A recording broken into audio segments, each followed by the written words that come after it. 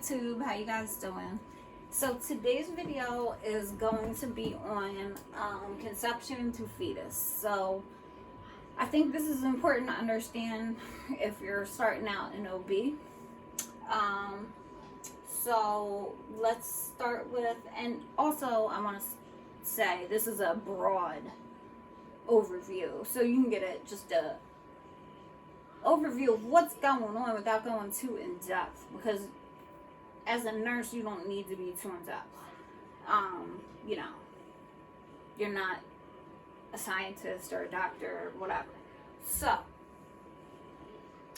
let's start with conception. Conception is basically gametogenesis. Gametogenesis is made possible by meiosis. Okay, so the ovum is in the fallopian tube, right? So it's viable for 6 to 24 hours to be fertilized by a sperm. Now, the sperm penetrates the ovum, and then the sperm blocks other sperm. Now, you can have twins here, but I'm not going to get into all that. You can read up on that, but the sperm penetrates the ovum. The ovum ejects 23 chromosomes, so it's left with 23. The sperm has the other 23. They come together. That's meiosis. On the ovum's part, it's meiosis. When they come together, that's gametogenesis. So in this process, the ovum always has an X chromosome. Now, the sperm either has an X or a Y. So XX would end up being a female and XY would be a male. Okay, so at this point it's called a zygote. The zygote will travel from the fallopian tube to the uterus. Okay, hopefully it ends up in the uterus. If it doesn't, I believe it's called an ectopic pregnancy, and it'll probably end in a spontaneous abortion, but maybe they would artificially do an abortion. I didn't really study that for my class, but hopefully it ends up in the uterus, right? So the whole time it's going from the fallopian tube to the uterus, it's going through mitosis, which means it's the cells are dividing and it's becoming bigger and bigger. And at some point it becomes a blastocyst once it's in the uterus. Okay? So the blastocyst will implant into the endometrium. So you have the uterus, and a part of the uterus is the endometrium. It's a layer of it. So, progesterone and the trophoblast will facilitate implantation. So the progesterone will make the uterus become more vascular, and the trophoblast, which is a part of the blastocyst, will secrete enzymes and further prepare for the uterus for implantation. So then the blastocyst will burrow into the endometrium. Okay? At this point, it's important to note the endometrium is no longer called that. It's called the decidua.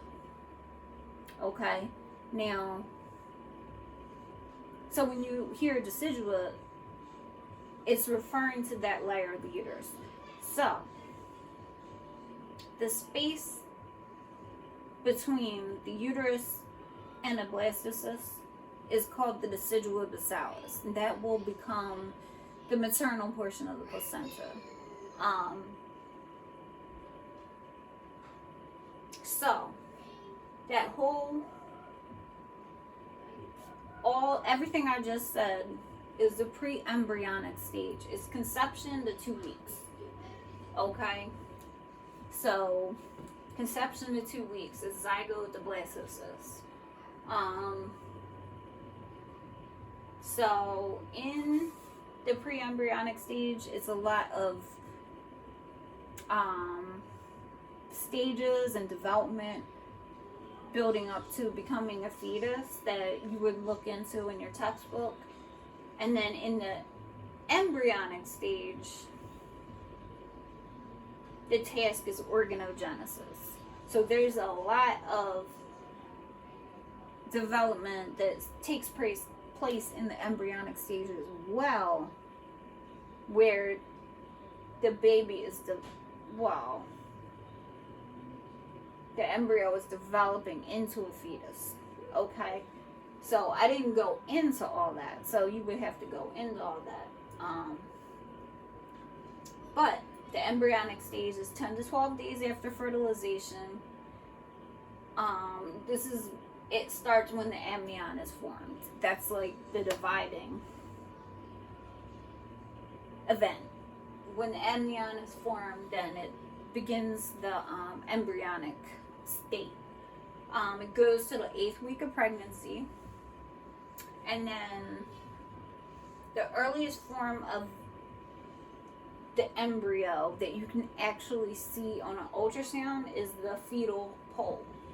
Okay, you can see that on an ultrasound. That's probably the diagnostic confirmation of a pregnancy. Like, you can actually see it, because you can have false positives on pregnancy tests. Okay, that's a pregnancy test is not definitive of a pregnancy. Like, you have to have that ultrasound, I believe.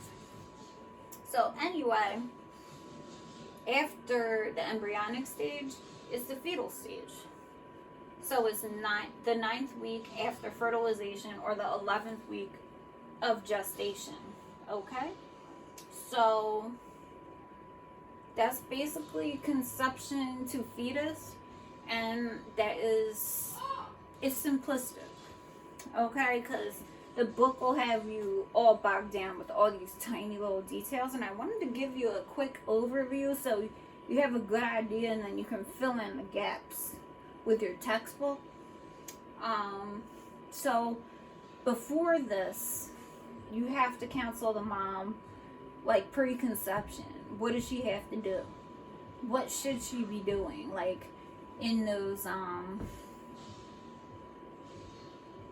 the appointments where she's planning pregnancy or can become pregnant, and she's going to the OB for the regular checkups.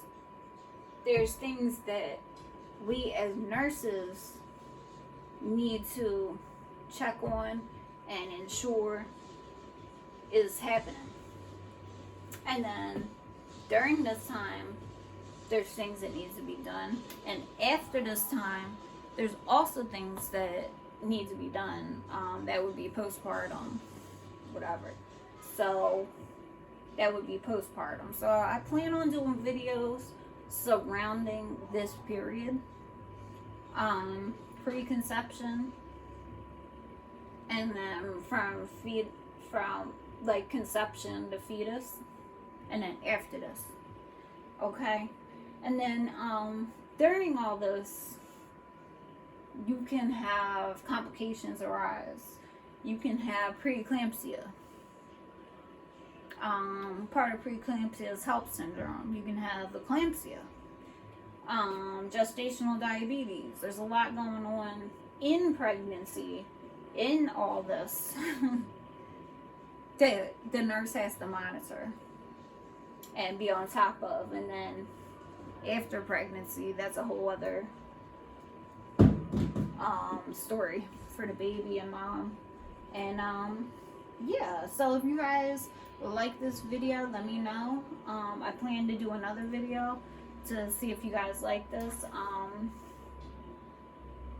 Yeah, so if you watched this long, thank you so much, and I appreciate it so much. And please like and subscribe, and leave me any comments if you want.